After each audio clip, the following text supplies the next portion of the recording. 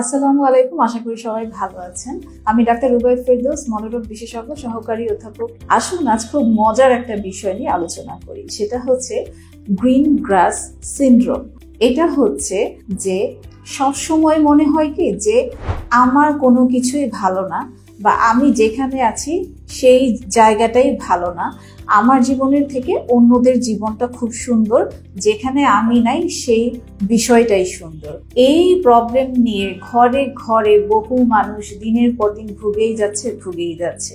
এটার কারণটা কি? এটার কারণ হচ্ছে আত্মবিশ্বাসের অভাব, নিজেকে সবসময় তুলনা করে, অথবা ঘরের মানুষই ওই পার্টিকুলার মানুষের সাথে ছোটবেলা থেকেই তুলনামূলক কথাবার্তা বলে বলে হার্ট করেছেন।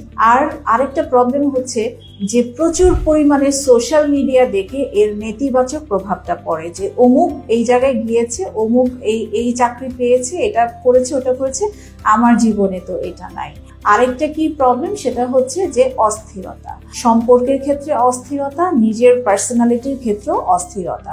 তাহলে করণীয় কি? করণীয় হচ্ছে প্রথমেই আপনাকে আপনার আত্মবিশ্বাস বাড়াতে হবে, আত্মমর্যাদা বাড়াতে হবে। এবং আপনার মধ্যে একটা এক্সাম্পল দিয়ে যদি বলি, যে আপনি খুব ভালো একটা চাকরিতে আছেন, কিন্তু আপনার বন্ধুটার ধরেন ইউরোপে চাকরি হয়ে গেল, এবং আপনার তখন মনে হলো যে ওর লাইফটাই সুন্দর। এই তুলনাগুলো বন্ধ করতে হবে। আপনাকে আপনার নিজের যা আছে সেটার প্রতি কৃতজ্ঞতাপূর্ণ মনোভাব রাখতে হবে, এবং সেই জায়গাটাতে ফোকাস করতে হবে।